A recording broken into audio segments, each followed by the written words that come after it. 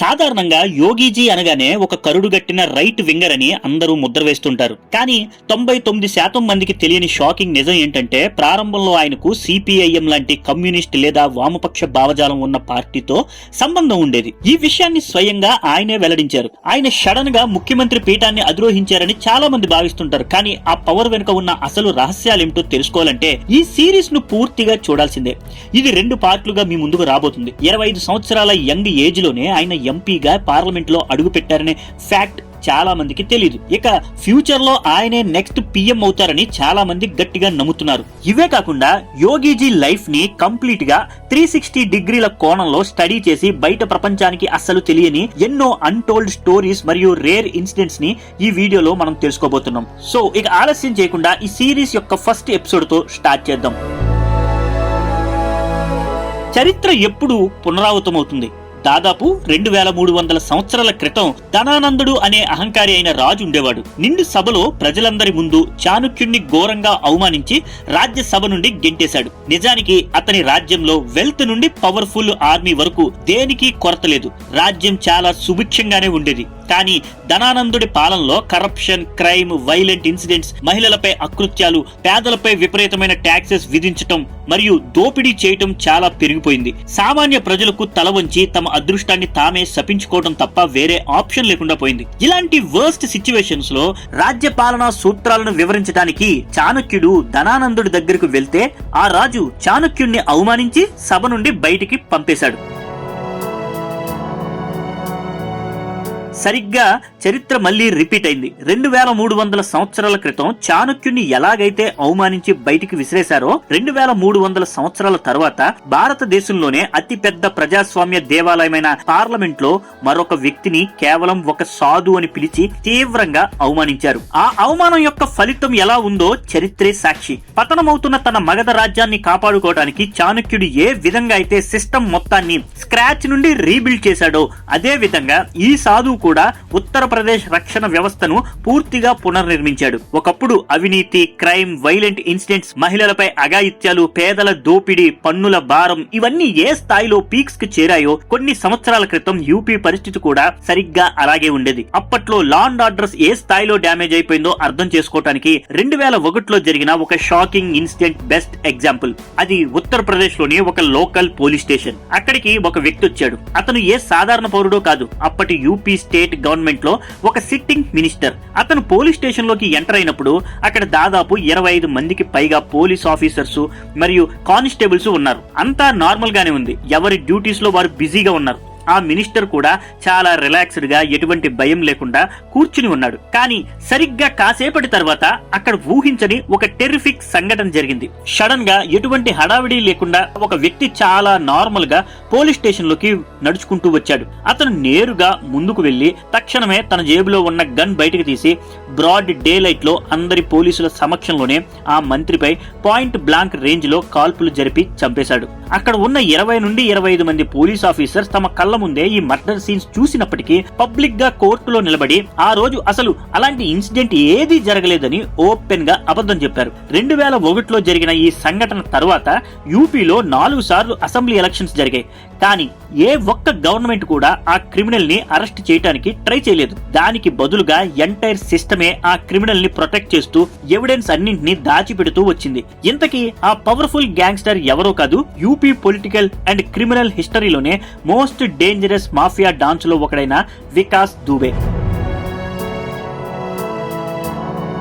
అయితే తర్వాత వచ్చిన యోగి గవర్నమెంట్ ఈ వికాస్ దూబే నెట్వర్క్ ని ఎలా ఫినిష్ చేసిందో మనం నెక్స్ట్ ఎపిసోడ్ లో డిస్కస్ చేద్దాం. కానీ ప్రెసెంట్ గా ఈ ఒక్క ఇన్సిడెంట్ చూస్తేనే ఒకప్పుడు ఉత్తరప్రదేశ్ లో law and order A range లో కొలాప్స్ అయిందో క్లియర్ గా అర్థమవుతుంది. అక్కడ ఎన్నుకోబడిన గవర్నమెంట్ కంటే క్రిమినల్ గ్యాంగ్స్ మరియు డాన్లు మాత్రమే మోస్ట్ పవర్ఫుల్ గా మారిపోయారు. మరి ఆ టైంలో పోలీస్ డిపార్ట్మెంట్ పరిస్థితి ఎలా ఉండేదో చెప్పడానికి మరొక చిన్న రియల్ ఇన్సిడెంట్ చెప్తాను. ఇది విన్నాక నవ్వాలో లేక అక్కడ ఉన్న ఆ లా అండ్ ఆర్డర్ చూసి భయపడాలో మాట్లాడాలో మీరే డిసైడ్ అవ్వండి. ఇది 2013-14 టైంలో జరిగిన స్టోరీ. యూపీలో బలియా అనే డిస్ట్రిక్ట్ ఉంది. ఆ టైంలో రూలింగ్ పార్టీకి చెందిన sitting MLA Mohammed Ziauddin Rizvi public గా ఏమన్నారంటే, ఉత్తరప్రదేశ్ లో కరప్షన్ ఏ లెవెల్ కి చేరిందంటే administrative officers and police officers direct గా రూలింగ్ మంత్రుల దగ్గరే లంచాలు డిమాండ్ చేస్తున్నారంట.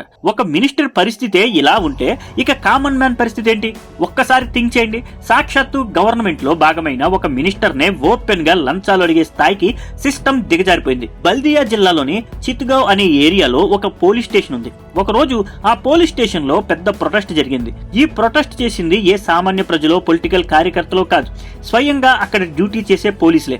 దాదాపు 30 మందికి పైగా సబ్ ఇన్స్పెక్టర్లు మరియు కానిస్టేబుల్స్ పోలీస్ స్టేషన్ లోపలే ధర్నాకి కూర్చున్నారు. అసలు వాళ్ళ డిమాండ్ ఏంటో వింటే అందరూ షాక్ అవ్వాల్సిందే. తమ హయ్యర్ ఆఫీసర్స్ కలెక్ట్ చేస్తున్న కరప్షన్ మనీని క్రింది స్థాయి సిబ్బందికి ఈక్వల్ గా షేర్ చేయడం లేదని వారు ఓపెన్ గా నిరసనకి దిగారు. అవినీతికి అగైన్స్ట్ గా ఫైట్ చేయాల్సిన పోలీసులే ఆ లంచాల మనీలో తమకు ఈక్వల్ గా వాటా పంచలేదని ఓపెన్ గా ధర్నా చేసే స్థాయికి దిగజారారు. చివరగా ఆ కరప్టెడ్ పోలీస్ స్టేషన్ పై స్ట్రిక్ట్ యాక్షన్ తీసుకోమని తాను ఎంత రిక్వెస్ట్ చేసినా పై అధికారులు అస్సలు పట్టించుకోలేదని కూడా అదే ఎమ్మెల్యే చెప్పారు. అంటే అప్పట్లో యూపీలో ఒక రూలింగ్ పార్టీ ఎమ్మెల్యే మాటకు కూడా అసలు వాల్యూ లేదన్నమాట. ఇంత పెద్ద కరప్షన్ అండ్ డ్యూటీ నెగ్లిజెన్స్ బయటపడినా ఏ ఒక్క ఆఫీసర్ ని అరెస్ట్ చేయలేదు. ఎవరిపైనా ఎలాంటి యాక్షన్ తీసుకోలేదు. జస్ట్ ఎమ్మెల్యే గారికి ఒక బ్లైండ్ అష్యూరెన్స్ ఇచ్చి మ్యాటర్ ను సైలెంట్ చేసేశారు.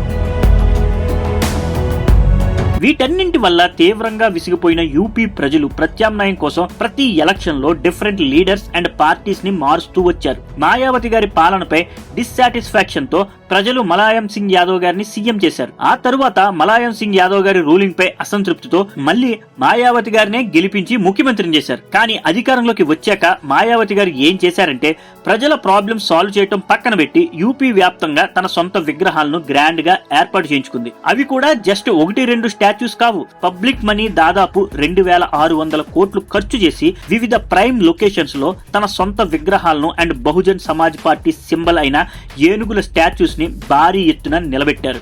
ఆ ఏనుగు విగ్రహాలు మరేంటో కాదు, ఆమె పొలిటికల్ పార్టీ అయిన బీఎస్పీ ఎలక్షన్ సింబల్. అంటే పబ్లిక్ మనీ ఏకంగా 2000 కోట్లకు పైగా ఖర్చు చేసి ఎంటైర్ స్టేట్ లో తన సొంత పార్టీ సింబల్ ని గ్రాండ్ గా ప్రమోట్ చేసుకున్నారు. ఈ హ్యూజ్ కన్స్ట్రక్షన్స్ వల్ల ప్రజల నుండి వ్యతిరేకత రాకుండా పైగా వారి సెంటిమెంట్ ని క్యాష్ చేసుకుని ఓట్ బ్యాంక్ పెంచుకోవటానికి ఆ ప్రదేశానికి చాలా తెలివిగా అంబేద్కర్ పార్క్ అని నేమ్ పెట్టారు. ఒకవైపు మాయావతి గారిపై ఆశలు పెట్టుకున్న కామన్ పీపుల్ ప్రాబ్లమ్స్ తో నరకం చూస్తుంటే, ఇంకోవైపు ఆమె బర్త్డే సెలబ్రేషన్స్ మాత్రం నెక్స్ట్ లెవెల్ లో జరిగేవి. ఒకానొక సందర్భంలో ఆమె 63rd బర్త్డేకి ఏకంగా 63 కేజీల హ్యూజ్ కేక్ ని కట్ చేశారు. ఈ పిక్చర్ అండ్ వీడియోస్ చూస్తే తెలుస్తుంది ఆమె సపోర్టర్స్ అండ్ ఫాలోవర్స్ ఆ కేక్ కోసం ఎంత దారుణంగా ఎగబడ్డారో. అచ్చం తమ లైఫ్ లోనే ఫస్ట్ టైం కేక్ చూసినట్టు నెట్టుకుంటూ ముక్కలు ముక్కలుగా లాక్కున్నారు. ఆమె బర్త్డే నాడు కేవలం కేక్ కటింగ్ మాత్రమే కాదు, ఆ తరువాత మరో భారీ లెవెల్ ఈవెంట్ జరిగింది. అందులో యంగ్ గర్ల్స్ తో కల్చరల్ డాన్సులు వేయించి ఎంటర్టైన్మెంట్ ప్లాన్ చేశారు. టెక్నికల్ గా పరిశీలిస్తే ఈ డాన్స్ ఈవెంట్ ఏ పెద్ద నేరం కాకపోవచ్చు, కానీ ఇది అక్కడ ఉన్న ఒక కఠోర వాస్తవాన్ని స్పష్టంగా తెలియజేస్తుంది. ఎంటైర్ ఉత్తరప్రదేశ్ లో క్రైమ్ రేట్ పీక్స్ కి చేరి కరప్షన్ ఎక్స్ట్రీమ్ లెవెల్ లో ఉన్నప్పుడు ఒక రెస్పాన్సిబుల్ లీడర్ గా సిస్టమ్ లో చేంజెస్ తీసుకురావాల్సింది పోయి ప్రజలు ఎన్నుకున్న యూపీ గవర్నమెంట్ అన్ని ప్రజల ప్రాబ్లమ్స్ పక్కన పెట్టి కేవలం ఇలాంటి పర్సనల్ సెలబ్రేషన్స్ అండ్ ఎంటర్టైన్మెంట్ లో మునిగిపోయాయి.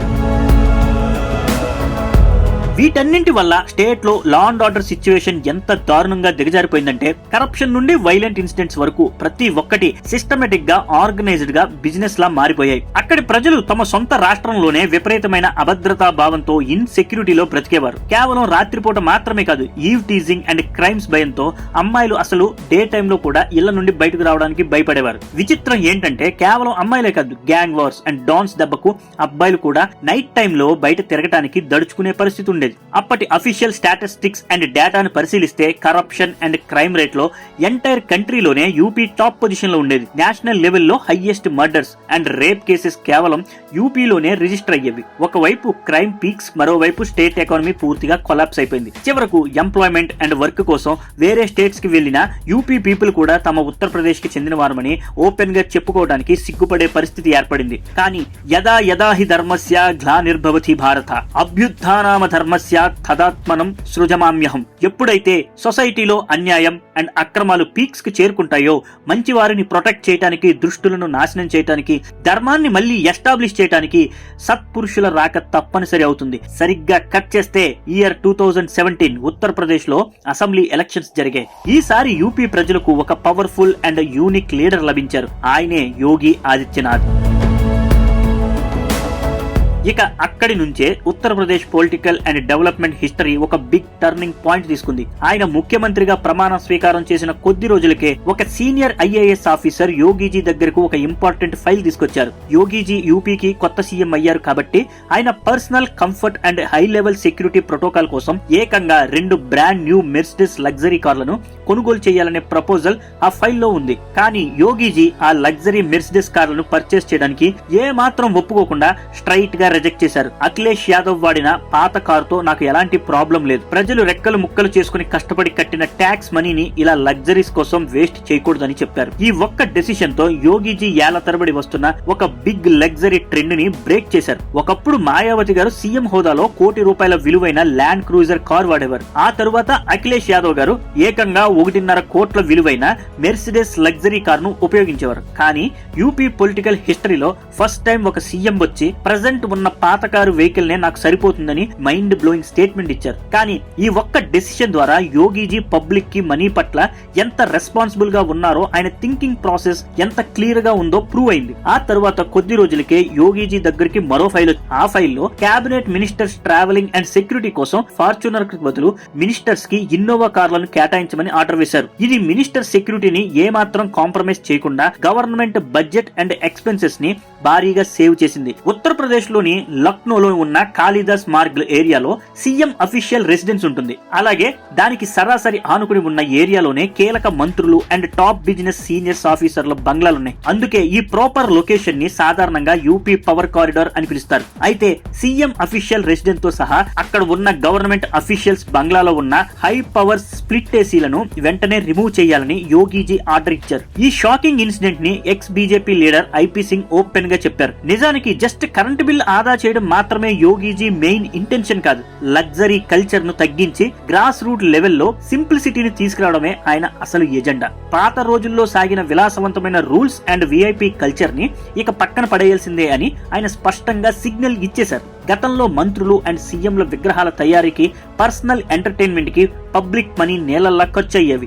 మరోవైపు అధికారులు బాధ్యతారాహిత్యంగా వ్యవహరించేవారు. కానీ ఇప్పుడు కొత్త ప్రభుత్వం తక్కువ ప్రయారిటీ ఉన్న విమానాలపై ₹1 కూడా వేస్ట్ చేయమని ఓపెన్ గా డిక్లేర్ చేసింది. సీఎం బాధ్యతలు చేపట్టిన స్టార్టింగ్ డేస్ లోనే యోగీజీ తీసుకున్న ఈ సంచలన నిర్ణయాలు UP police department, bureaucracy and political circles కి ఒక విషయాన్ని మైండ్ లో ఫిక్స్ అయ్యేలా చేశాయి. ఈ సీఎం మిగతా రెగ్యులర్ పాలిటీషియన్స్ లాంటి వారు కాదు అని. సరిగ్గా ఈ పాయింట్ నుంచే UP political and governance history ఒక అన్స్టాపబుల్ టర్నింగ్ పాయింట్ తీసుకుంది. అయితే ఇది యోగి ఆదిత్యనాథ్ గారి సంచలన పాలనలో జస్ట్ బిగినింగ్ మాత్రమే. ఇక ఈ స్టోరీ నెక్స్ట్ లెవెల్ కి షిఫ్ట్ కాబోతుంది. ఇక్కడ నుంచే సీన్ లోకి రాబోతున్నారు పెద్ద పెద్ద మాఫియా డాన్స్, గూండాలు, local gangsters and most wanted criminals. కాబట్టి ఈ సిరీస్ నెక్స్ట్ పార్ట్ లో మనం బుల్డోజర్ జస్టిస్ ఎలా ప్రారంభమైంది, గ్యాంగ్స్టర్స్ పై ప్రయోగించిన జీరో టాలరెన్స్ పాలసీ, ఈవ్ టీజర్లకు సింహ స్వప్నంగా మారిన యాంటీ రోమియో స్క్వాడ్ నెట్వర్క్ లు ఎలా పనిచేసింది అనే మైండ్ బ్లోయింగ్ టాపిక్స్ గురించి చాలా డీటెయిల్ గా డిస్కస్ చేసుకుందాం.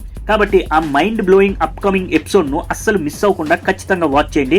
నెక్స్ట్ ఎపిసోడ్ అదే రాబోతుంది. అలాగే మన ఛానల్లో వచ్చే నెక్స్ట్ వీడియోస్ ను మిస్ కాకుండా చూడాలి అనుకుంటే మన ఛానల్ ని ఇప్పుడే సబ్స్క్రైబ్ చేసుకోండి. అంతేకాదు ఈ వీడియో కనుక మీకు నచ్చినట్టయితే లైక్ చేయండి, మీ ఫ్రెండ్స్ అండ్ ఫ్యామిలీస్ కి షేర్ చేయడం మర్చిపోకండి. నెక్స్ట్ వీడియోతో మళ్ళీ కలుద్దాం. జై హింద్, జై భారత్.